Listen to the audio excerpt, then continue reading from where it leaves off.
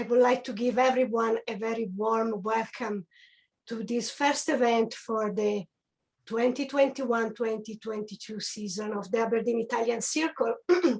I'm absolutely delighted to have Chiara Messineo, who is a senior producer and director that comes from beautiful Sicily, but she lives and she works in London. And we will be in conversation with Chiara. We will try to find out a little bit more about her work. And David Dreyer will help me in asking questions to her. There will be an opportunity for you all to ask questions at the end. So please keep your microphones muted until I will tell you that you can unmute yourself. So, Chiara, it's such a pleasure to see you, albeit virtually. Welcome to our Italian Circle. So, you are Italian, but you are based in London. So, what was the reason for moving to London? Is it because of you had more professional opportunities there? First of all, I want to say thank you so much to Sandra and David for inviting me. I never talk about my work. I'm a little bit of a workaholic. And so for me, this is an exercise that is a complete new territory. And thank you all for being here tonight. And I'm particularly aware of the fact that we are all very tired of Zoom. So the fact that you're here, despite the fact that we're very tired of Zoom, makes me feel very, very, very happy. Thank you very much. And so I will answer your question.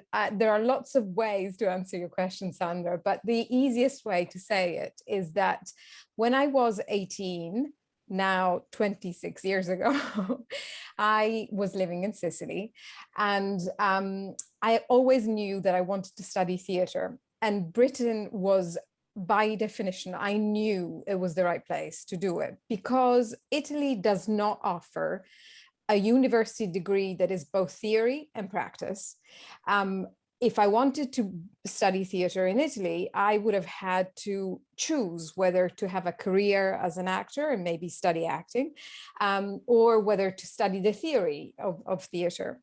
Whereas here, there was a fantastic opportunity at the University of Kent in Canterbury to study a long course. It's a 4-year course where I could do absolutely everything related to theatre, which is what I did, from lighting to building scenes, to writing scenes, to putting together a theatre team. And I ended up studying there and graduating there and specializing in what is called devising, which is sort of contemporary theatre, the one that is not necessarily text-based, but it can be based on, for example, outside the theatre or in groups that are somehow social-based. And it's sort of like theatre, the concept of theatre, and inventing new ways of making theatre. And it was a fantastic experience. And then after those 4 years, I could have gone back to Italy, and I did toy with the possibility of doing that. But then I realized that everything that I wanted to do was done more seriously here in England, and that there are generally more resources here for the arts here in England. It's because it's taken more seriously. Sorry, I keep saying England, but really what I mean is the United Kingdom. Yes, of course. It's true of both. Absolutely, when you think of Edinburgh, especially. That's interesting. So you're an Italian. You've lived in London for quite a while now. Yeah. So your Italian roots, how much do your Italian roots influence your work now? You know, do you draw on them to a large extent? I think that I've always had what I feel is a very Italian sensibility, which makes me slightly different.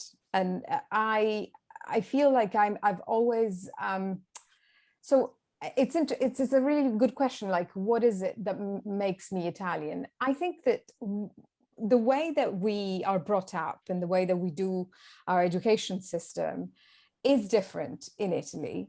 And because of that, we have a slightly different approach when, you know, when you've got to, for example, even when you ask me a question or when I have to write the answer to a question, my approach when I came here, my approach was 100% Italian. So the approach, I feel like the approach of an Italian is, I see things, the entire picture. And instead of telling you about a specific thing and zoning into a specific thing, which is what a pragmatic, more English approach is, I have a sort of a full picture, and I want to tell you about the full picture before I go into something. And this is both a pro and a good thing and a bad thing, because sometimes it's really important to be able to give you a direct answer to a question and to be able to say, this is the way it is, and it's very simple, and this is the answer. But I think the ability of looking at the full pictures and telling you about the full picture is also a great aspect that I think that we are brought up to train to do that. Like, for example, the university system here is very specialized, and there are people who are, for example, in medicine or law or history, that would be very, very, very specialized in one thing and not necessarily know about the rest of medicine or law or literature or history. In Italy, everybody needs to know everything before they can even speak about anything. So I don't know whether I've answered your question, but I think that I do draw a lot from it. And I think that I am now a little bit of a hybrid of the two. I have an Italian way of reacting to things, but I apply my pragmatic English way of. Thank you. This is very good. Chiara, can you give us a little bit of background information about what your role as a producer entails? What do you do in that role? So the producer in factual television, which is what I do, I've done factual all my life, I've never done fiction, is somebody who is very much at the heart of the editorial that you see in any program. So anything that is content related. So it's nothing to do with, I think that preconception, and that a lot of people think of the role of the producer in fiction, which has something to do with raising money and finding money. This is not what I do. What I do as a producer is to figure out, first of all, what a series or a program would have to contain in order to tell the story that we want to tell. Normally, I get called when a project is already in place. So most of my life, it's been like this. So people would already have a commission from the BBC or Channel 4 or now Netflix, and they would say, we've just been commissioned a series about history, and we would like you to produce it. And at that point, I come on board and I think, okay, let's see. The first thing that I do is I see what the concept has been solved that got the commission entailed. But often what I get is like 4 pages of that has been, it's sort of the exchange between the production company that calls me and the channel. And on the basis of those 4 pages, and it's sort of like, maybe there is access to a particular story because the rights have been bought, or maybe there is access to a particular person. I then have to, first of all, realize what the feasibility of it is. So one of the most difficult things is access. And so what I need to do, the first thing I need to do is realize whether what has been sold to the channel is actually doable or not. And in the course of doing this, I have to do a lot of research, and I have to do a lot of research with all of the people that I think are the stakeholders that that will give me access to, say, a museum or a particular artwork or something like the Colosseum, if it's a film about the Colosseum. At the same time, I need to understand what how I want to tell that story. So I need to find the right people that will help me understand what the real story is, because most of the time those 4 pages are just a starting point, and then you completely, probably by the end of it, change most of it. And it's really interesting for me, like, always about finding the people that make a film, finding who because it's about finding the people who have the story, that have an interesting story to tell, but also finding the people that are able to tell you a story. So one of them, sometimes the two things are not easy to align in the same person. You know, somebody might have an incredible story, they might have gone through some amazing thing, but they're not necessarily able to articulate it. And so at that point, then I have to make a decision as a producer whether I whether I think that I can, given the right circumstances, stretch that particular person and help them tell the story, if they're interested, if they want to, if they're able to actually learn how to tell their story in a better way, or whether the story is great, but actually I have no way of telling that story, so I need to find another way or another story. So in short, my job is really to find the stories and to find the right way to tell the story, and both in terms of access to people and access to locations. Of course.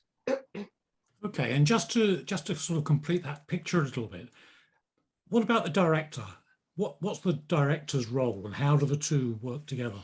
So we, the director and I, would work together in the sense that when he comes, sometimes, most of the time, directors come on board a little bit later, and I would then fill them in by saying, I found Jenny, who has this incredible story about her mom, and I would tell them about the whole story. And so the director would say, would often want to know, if they can, they would say, you know, I want to meet them in person, and then we can find a way of working together. Sometimes I'm the one who interviews Jenny. Sometimes the director is the one who interviews Jenny. Depends on many different aspects. And sometimes the director wants to have more. The director is, normally speaking, involved in the editorial and in the visual side of things. So he or she would then go off and think about what kind of work they want to do visually with it, with a DOP, whereas I would be then tasked with setting the shoot and making sure that everything, all the logistics about the shoot. I don't book hotels because there is a whole different department for that, but I have to look after every aspect that you know, scheduling and thinking about the logistics about the shoot, as well as looking after the very important relationships, again, with the stakeholders. If you're filming in a heritage site, and making sure that everything is compliant, or if I'm filming inside the Vatican, you know, there are always, wherever you go, you're a guest. So you then are bringing a whole team of people, and you have to make sure that everything goes well in every way. And you're responsible for everybody. You're responsible for all of the team that you bring, but you also for the relationship between the team and all of the people that you are interacting with. Thank you, Chiara. Well, now we were talking just earlier about one of your early works, which was the documentary on a modern artist, a contemporary artist, Michelangelo Pistoletto.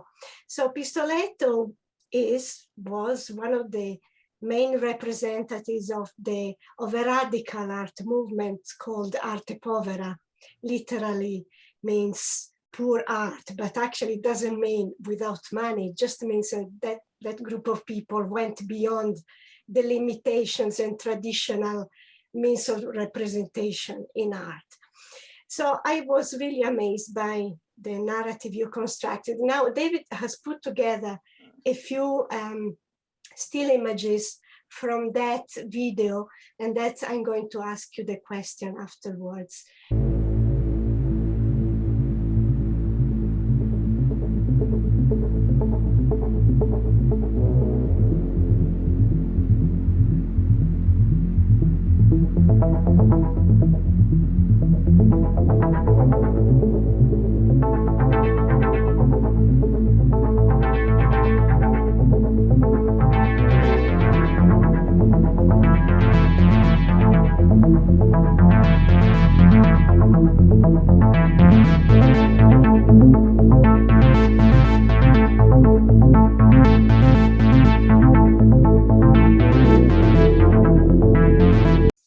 So, Chiara, we just saw a few images, but I suppose many of you recognize the location. It was Blenheim Palace.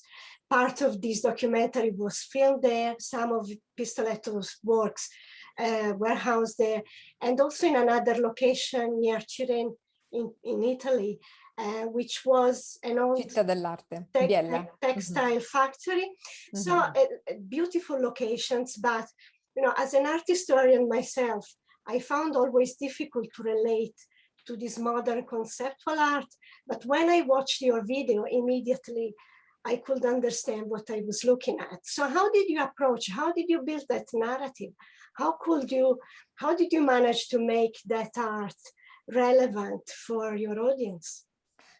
I think, Sandra, that for me, the only way that you can make something approachable is always through human contact.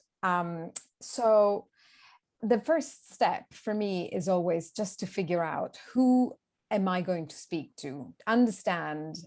I've read all the books that I can read, and I can, by this point, you know, I've researched everything, and lots of films and lots of videos have been made about Pistoletto the man. He is like an icon, but to me, yes, I'm interested in the icon, of course, but I'm more interested in the man. I was, for me, it was really important. And I had, all of this is to say, I have very short time. Like when I was given that particular film to make, I had, I think 5 or 6 days in total to make it. So we're talking about a very, very short filming time with somebody who is super busy. So I was invited with my cameraman to stay at Biella in Città dell'Arte, this little, it's a very beautiful, dream-like enclave that Pistoletto has created with his family, where it's kind of like Città dell'Arte means art citadel. And this is exactly what he's created. It's kind of a place where he creates art, and it's also a place of meeting for everybody from around everywhere. And he creates these, it's like it's an educational place where people come and learn. So I went there and I observed him, and he is, when we filmed, he was 84. He's now a little bit older. And the first thing that struck me was his energy. The energy of the person that was working in Arte Povera in the 60s and the 70s is completely the same energy that he has now. And I don't want to sound like sort of new agey about energy. I don't mean it in that way. I mean, like, there is a sort of gestalt about him that he has a very subversive nature. And I was struck by that immediately. He is first and foremost somebody who likes to perform. He's a fantastic communicator. And I wanted to know what was behind that. I wanted to know what makes an 84-year-old man get up in the morning and have all of this energy. And for me, it was the answer was clear. I mean, this man has a vision that is not about just himself. So a lot of contemporary artists, and I don't love all contemporary art, but a lot of contemporary artists are very self-referential. And I think that a lot of men who are contemporary artists, I'm thinking of Catalan, for example, it's sort of the sort of feeling that you get when you see their work. It's sort of, hey, look how good I am. You know, hey, I've thought of something that nobody has thought of. And with Pistoletto, the idea behind everything was never just confined to his own ego and what he wanted or how he wanted to come across. This man has a proper vision about changing the world through his art. He really thinks of himself as somebody in the community who can change the fabric of the places where he lives. He's actually changed around this derelict wool factory into a very, very alive place, and where people come and exchange ideas, and they're all young and they all come from everywhere in the world and they all make art together.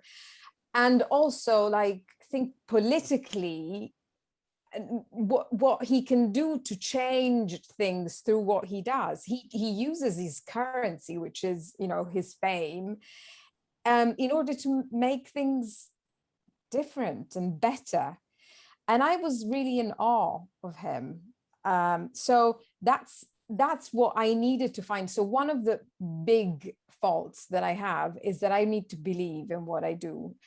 I'm saying it's a fault because, unfortunately, you know, in my career, I think that in my profession, if you are interested in other values like money or advancing very, very fast, you can't attach yourself to values and what you feel. But unfortunately for me, if I didn't like Pistoletto, I would have found it extremely difficult, if not impossible, to make a film about him. So for me, that's how, I mean, I needed to understand how his brain worked, and I needed to like him before I could tell the story of what he was and how he does things. Does that make sense? Yes, absolutely. Of course. I can relate to that. I'd like to move on, Chiara, to another one of your works, and that's the series that you made with Stanley Tucci called Searching for Italy.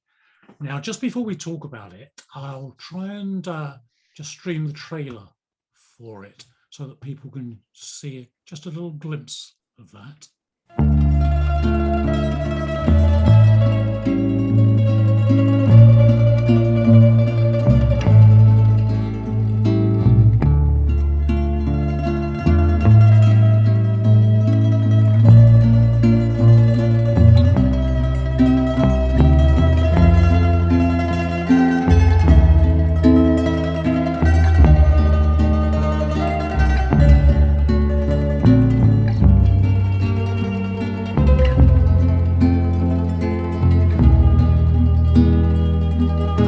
Right, now that series was repeated very recently, so some of you may be familiar with it. But what interests me is we've had an awful lot of series, celebrity chefs or celebrities traveling and looking at food. Some of them have been of pretty dubious quality. Yeah. This, to my mind, was one of the best. But how did you go about this? What was the difference? What made this just so much So better first than of all, average. David, I have to blow my own trumpet. No, our own trumpet. I have to say that we just won an Emmy. So I'm Ah. super, super happy. It's it's not something that I would, and the crazy thing is that we won against Oprah and that interview with Meghan and Harry. So that was That's true. surreal. Yeah. If anybody had ever said to me, one day you will win against Oprah, I would have never believed it. Absolutely. I would like to say yes, just to say the whole, the proper mention. It's a Primetime Emmy Award for outstanding hosted nonfiction series. So congratulations. Thank you. Very well So, deserved. So the Stanley really wanted to make a series about Italy. I don't know whether you guys saw the news that he's just actually admitted that he had just gone through cancer treatment, and in his tongue, and that had affected his way of eating as well. And I think that it was as a result of that experience that was really difficult for him, because he's always loved eating and loved cooking, and he sort of wanted to do something that sort of put together lots of different things. I think that when you go through something like that, it has a big effect on you when you sort of start thinking about lots of things. So it doesn't surprise me that he just came out of it thinking, I want to start a new thing and do something different. I want to connect to my past and my heritage, and I've always wanted to do this thing about Italy. And so I was called to basically make this dream come true. I was called by this company in Italy, in London, that got the commission from CNN. But when I came on board, the only thing that we knew was that it was going to be Stanley, and that it was going to be Italy. And Stanley is an extremely intelligent man and very well read. And he would have never liked to do something like trite. I think he has an allergy for that. And luckily, so do I. So the other thing is that the commission was from CNN. CNN is originally, first and foremost, a news channel. So the angle I knew had to be contemporary. And so we came up with this concept that it was going to be basically a series about Italy through food. The entry point for understanding contemporary Italy was going to be food. And I then proceeded to develop the whole series, and I developed it. I initially developed various different regions, but because it was a new concept and everybody was very, very nervous, they only initially commissioned only 4. And then wasn't until they saw what we did that they immediately commissioned everything else. So I think, in answer to your question, the difference is that from the other series is that really the focus is not the food. It seems like the focus is the food, but for me, as the person who developed it and then produced it, the focus is, for me, was telling a story of the rich tapestry of contemporary Italy, starting from the point of what people, especially Americans, because it was initially for the American public, starting from their point of view and what they think. So, for example, of course, we go to Naples, we're going to talk about pizza. It's obvious that that's going to be what we need to do. But how can we go beyond the sort of stereotype of the pizza? What is really interesting about the pizza, and what is it that we don't know about the story of the pizza that makes it interesting and relevant to today's Italy? And so that, for example, with the pizza, it was about connecting it to the story of Naples, and how like it's the geographic aspect of understanding.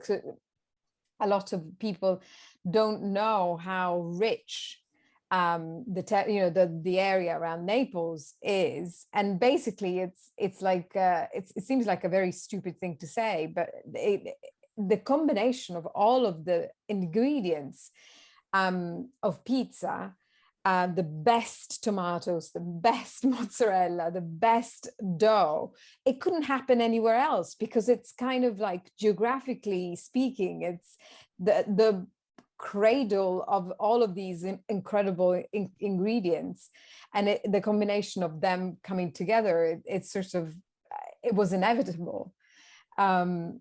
So it's basically a history in geography and history and contemporary, also politics, because there is a lot of politics. And I feel like the other thing I feel very, very proud of in this series is that we found many different ways to attack Salvini. We talk about Salvini in 3 out of 6 episodes. and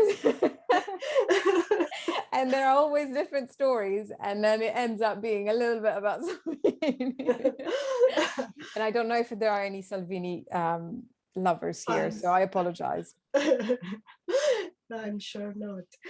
But yes, thank you for this. And another very successful series that you produced is Sicilian Pact. And David has the trailer also of this. So let's have a wee look.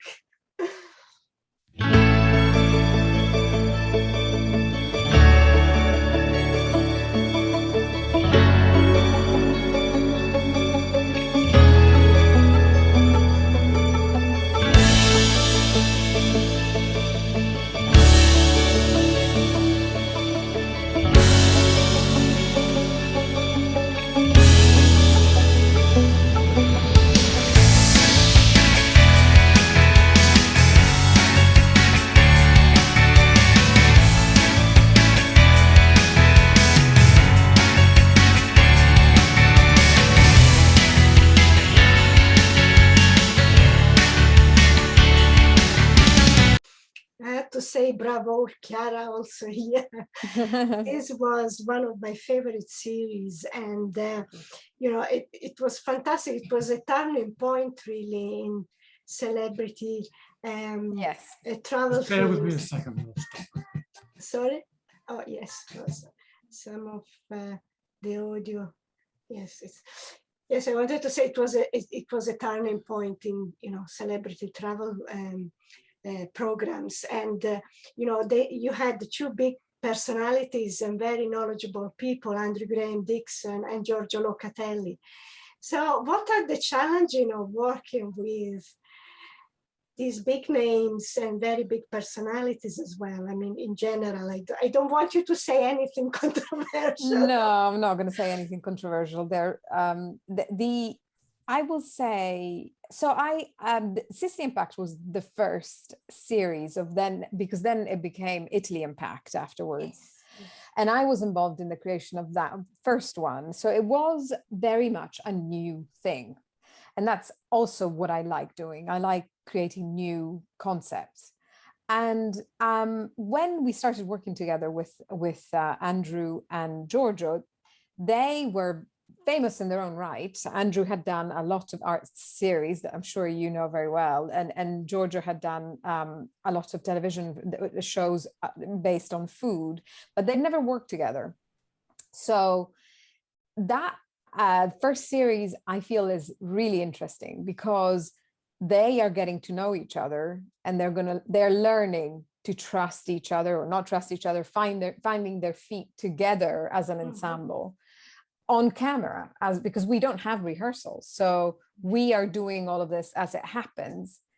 And I have to say that for me, that because the relationship was so fresh by then, and because it was all true, authentic, that they were getting to know each other and sort of really asking each other, so do you like it, or thinking about, what do you think about this? They didn't know much about each other up until then.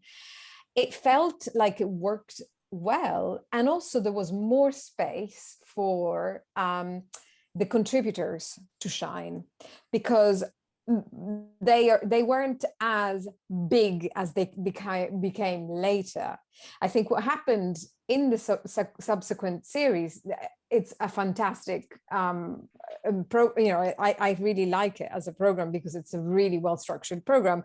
But one of the things that I'm slightly allergic to by now is, having the two stars be more sort of more prevalent than the people that they are going to meet.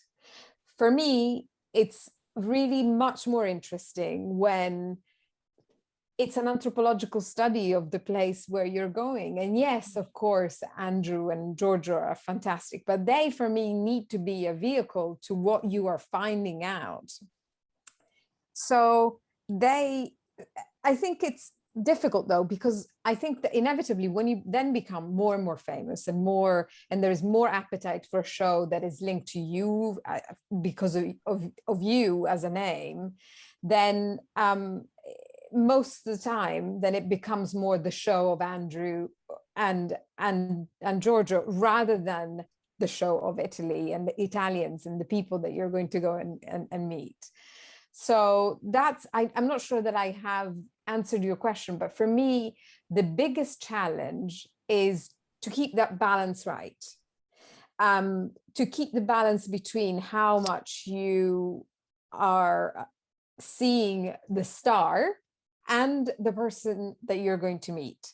And when it sings, this is true of all of these types of shows, is when something is revealed or something that happens that you didn't think it was going to happen, that is sort of happens organically from the interaction and the connection between, like a real authentic one, between the people that are famous and the people that they meet that are not famous.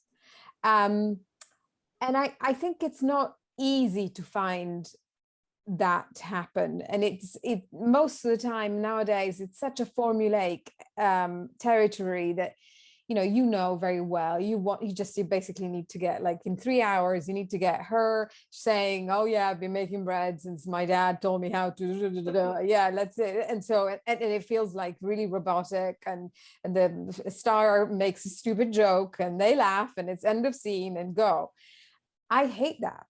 I feel like, what is the point if you don't really find out something that you didn't know before you went into a place? And I'm talking about not just facts, but also like emotionally something needs to shift within the scene. Then I don't think I've done my job.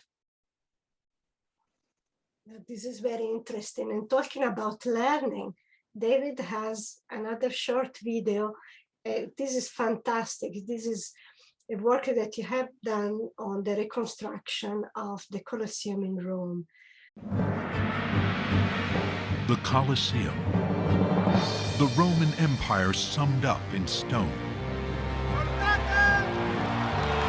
Never has such a civilized culture poured so much of its wealth into engineering spectacles of death for the entertainment of its people.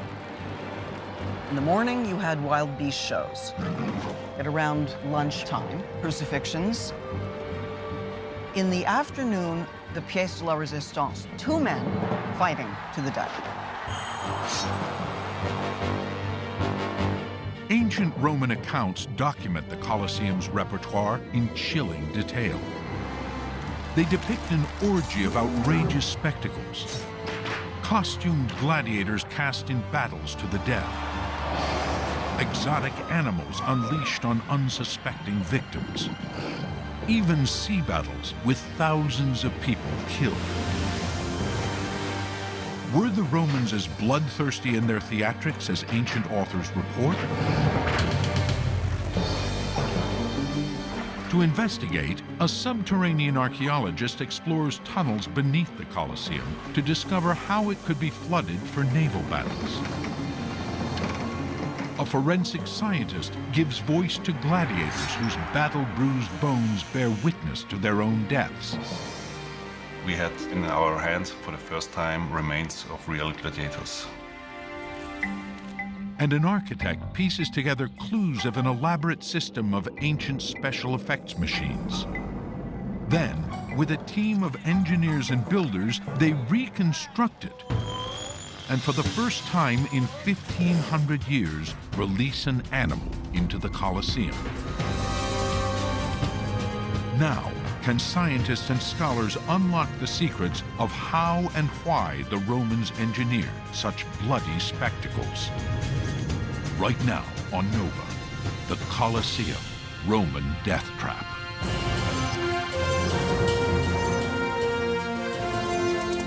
Amazing. Right, so Chiara, can you tell us a bit about this project? Where did it come from? It looks like this is of such a scale that it will be fraught with problems. Some of the problems you encountered. So the background to this is that I'd done many National Geographic and Discovery Channel shows about archaeology, and I already had a solid relationship with the Colosseum. I'd filmed in there various times. And then at a dinner in Providence, with a friend, I bumped into this incredible director, producer of Providence Pictures, who said, you know what, my dream would be to reconstruct a Roman lift inside the Colosseum and lift a beast inside the Colosseum for the first time in 1,500 years. And I thought, this is completely insane. And I'm going to have to do it. And probably because I was already very much trusted by the authorities in Rome. And I think I was well placed to go and say something completely insane. But I was completely sure that they were going to say, you're mad. Because within the Colosseum, like, understandably, if you want to move as much as a glass from one place to another, they say no. Like, anybody says no. Anybody says there is no way, you can't do it. And if they say yes, they say, well, we're going to have to run it past this person, this department, this other department, the bureaucracy. Obviously, you guys have heard of it. It's like an impossible thing. But it was a sort of incredible combination of factors that Gary Glassman is this director that I was talking about of Providence Pictures, came to Rome. We met there and we pitched to the director of the Colosseum this idea. And I was waiting for her to say, are you crazy? And instead she said, oh, yes. And I have to say that Rossella Rea, who was then the director of the Colosseum, who is a fantastic archaeologist, the one person that knows most about the Colosseum ever, she has such a real love. She had a very intimate connection with the monument that she represented, and she knew everything about it. And she had always pictured it and always wanted to see it. So for her, the only condition for us to do this was that she said, you're going to do it, but then you're going to have to leave it here. And we thought, yeah, of course, where are we going to take it anyway? So then from that yes to reality, I think it took about 2 or 3 years, because it was a really complicated thing. Even though it was amazing to have this opportunity, as you can imagine, we had to put together, I had to put together various teams of archaeologists, historians, and engineers, and architects, and lots of people that do, like, you know, the LiDAR techniques that, like, sort of now that with the technology, it's much easier to map things, and find also a team of people that would actually manufacture it in Rome. I think it was a bit of a magic thing when it happened, because one of the aspects also of what I do is that I can't talk to anybody about what I do, because most of the time, until a film is actually released, you can't really say, because Nova, which is basically the American channel PBS, wants to have full control on when the information goes out about the programs that we make. So you have to imagine this day in which the lift is ready to go in, it's outside the Colosseum, all of my teams are around and are ready with a cherry picker that is actually going to lift a 4-ton structure that has to be lifted, has to go inside the Colosseum, and has to be slotted in one of those corridors that are 2,000 years old without any problems. And all of this has to happen without us saying anything to anybody. So if anybody's asking, what are you guys doing with this thing? We're having to say things like, oh yeah, we're doing some maintenance work, or and the Colosseum has to stay open. So I also can't, I mean, I was like in the team and I was asking the Colosseum people, like, please let's shut a little bit, because what if something falls or something? I mean, I was absolutely terrified that anything could have happened. And to this day, when I think of anything that is difficult in my life, or anything that seems like, oh my God, this is impossible, I will never make it, I always think of that moment when I saw the 4-ton structure fly above my head and slot in place with 1 centimeter to spare, and think, if that happened, there is absolutely nothing that is impossible. That's always what I think of. I'm sure it was a huge challenge. I think, David, you have some still images from it. Yeah, that's it, guys.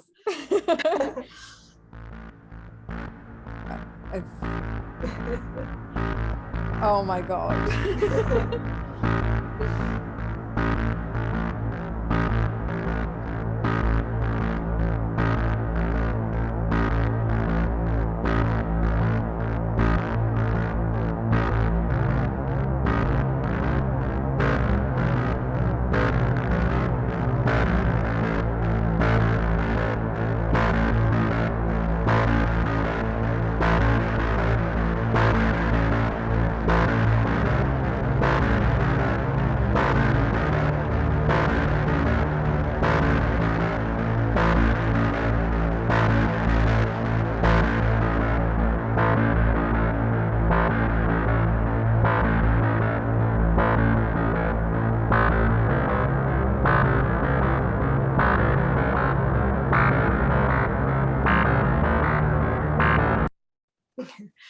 Really amazing. Yes. It was really exciting. Yes. On his visit, Barack Obama was one of the first people to see it. It was very, very exciting. So was it planned, or was it pretty much a It surprise? was, yeah, I mean, they came, they gave me like 48 hours of notice that he would come. So, I mean, it was really amazing, really incredible. Wonderful, wonderful. Well, my last question, and then David has another one last one for you. So what's your plan for the immediate future? I understand you're going to Italy to film something. I have just come back. Just come back, yeah. Yes. I've just come back for a 3-month shoot for a crime series that's going to be on Netflix, coming out next year. watch this space. It's a really interesting, really interesting story. So is it based in Italy as well, or? Yes. Excellent. Yes. And it's a very interesting thing because it's a real hybrid between Italy and Italian and English. So it's 50% in Italian and 50% in English. It's really interesting. Excellent. Thank you. Well, just to finish up, I think there must be a lot of people thinking, what an amazing career. But tell me, if you were giving a young person now advice, if they were thinking about a career in the media like this, in film, what would you say to them? I think I would say that creating your own family within this industry is the most important thing, because it is an extremely competitive and horrible place. And I know many, many women, in particular women, who have left the industry because it's very much not the right place if you're a mom, and it's very long hours. I am a mom, by the way, and that is a bit of a miracle that I managed to be a mom and have this career. But everything is possible if you find the right people, the people that you trust. And they are out there. They're not easy to find, but I would say just focus on them and find people who are so good that they can invest in you and in your talent, because they're not afraid of anything. Because there are lots of people who are sort of very competitive, and they are backstabbing, mors tua vita mea, and these people normally are very insecure.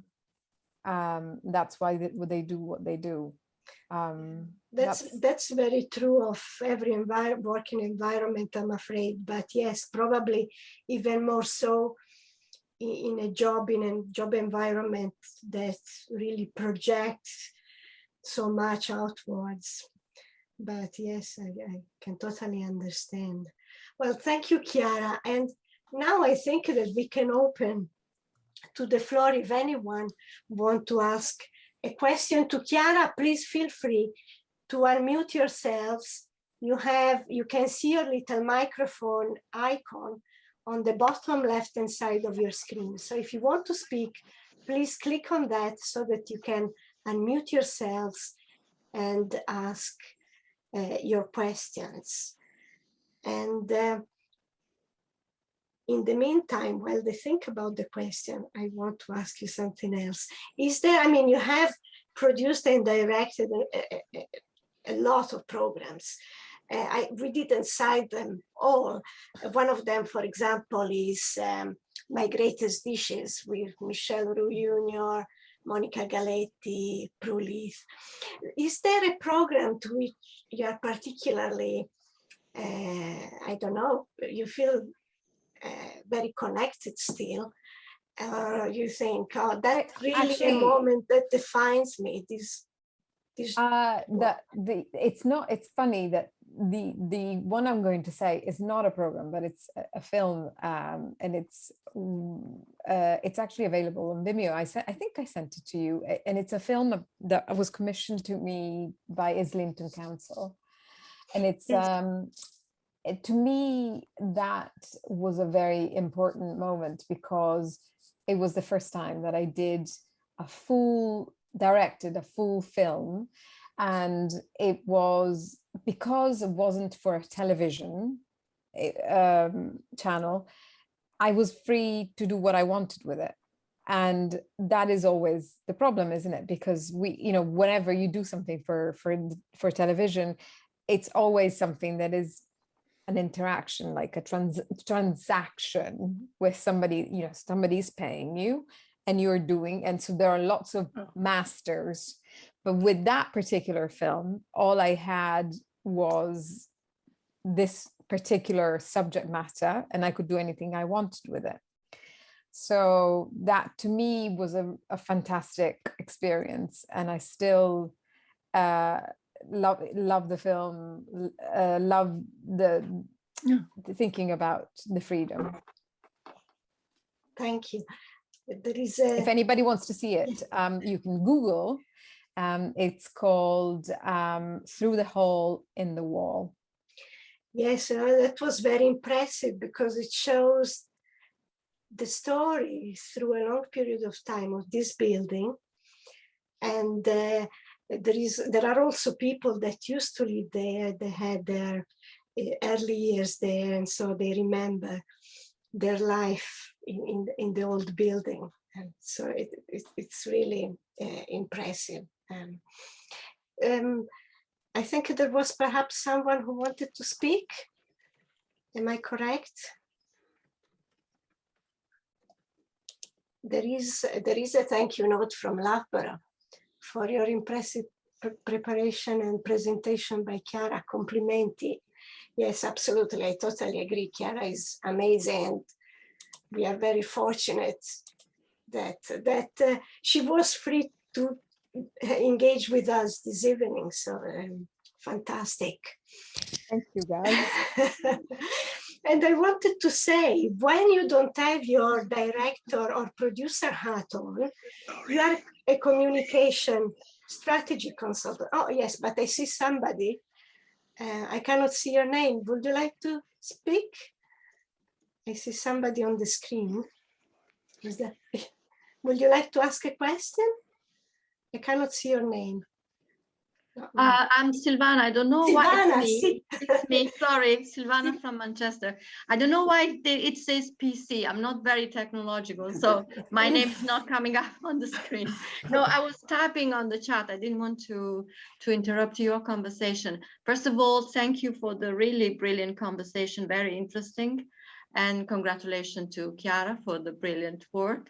And I was just saying that Italian like me, your programs have really reconciled the Italians with the food, with the chef, with the history, because as you were saying, the programs that are on TV, for us Italians sometimes are very irritating, and we have to say, I'm a teacher, so I have to say to my students, look, we don't speak like this, we don't do this kind of stuff, you know. Yeah. Thank you, Silvana. Thank you, Silvana. Yes, No, I you're very understand. welcome. Thank you. That's very true, Silvana. And by the way, welcome back. It's lovely to see you. Sorry, I couldn't see your name. And no, you are right, but I don't know how to change that PC with my name. I'm sorry. Yes, these technologies can be very complicated, but thank you very much. Thank you. Is there anyone else who want to comment or say something or ask a question? One last question from me. When we started, Chiara, you said that you never talk about your work. So how was the experience of talking about your work? Will you do it again sometime? It depends on the context. If you invite me, I will come back. Maybe I'll come back to talk about the next series, because I think it's going to, I don't know how many of you guys have Netflix, but it's going to raise a lot of questions, and I hope in a good way. How is the experience? I mean, it's been lovely talking to you guys, and I hope I haven't bored you. I'm always really conscious that I'm not that interesting. You know, it's not about me. It's about the people that I talk about, the stories that I tell. I feel like a vehicle. That's why I don't stay in this particular thing of talking about me, because it feels like it's not really that interesting. It is your creativity and the way you put the message across that really makes the difference. So, you know, we feel very, very privileged that we had you here, and absolutely are very, very welcome to come back anytime and let us Thank know. Yes, I would encourage anybody who hasn't watched Chiara's work, do go away and find it and watch it. Yes. Because, I mean, you will be impressed, I'm sure. Absolutely.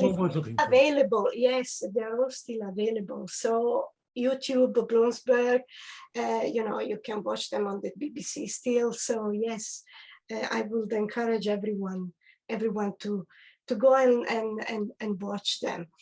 So, well, Chiara, what can I say? Thank you, a heartfelt thank you for being here with us tonight. Before I say goodbye to everyone, I just wanted to say, first of all, thank you for logging in. It's lovely, it has been lovely to see you. And I would just like to remind everyone something about our next event, which will be in 2 weeks' time, on Thursday, 30th of September. You know that 2021 is the 700 years of Dante Alighieri's death, the poet from which our society takes its name, the Società Dante Alighieri, of which the Aberdeen Italian Circle is part. So there are big celebrations this year, and in order to celebrate in style, we are going to have Professor Nick Haveley, who is the Emeritus Professor of Medieval Literature at the University of York. And he will talk about Staging Hell, Dante's Inferno in performance. So please log in 2 weeks' time to listen to that. But last but not least, we are also organizing an online wine tasting for the 5th of October with Carol Brown, who is a wine educator. So please look at our program page at aberdeenitaliancircle.org/forward-program and click on the online wine tasting page to book your place to the wine session, which will focus on wines on the Piedmont and the Veneto. I think it is going to be a very nice evening. And because it's online, we don't have to think about driving the car, and that will be even nicer. So I hope to see you all in 2 weeks' time. In the meantime, thank you, everyone. Thank you, Chiara. And thank you, David. Goodbye. Bye, everybody. Bye-bye.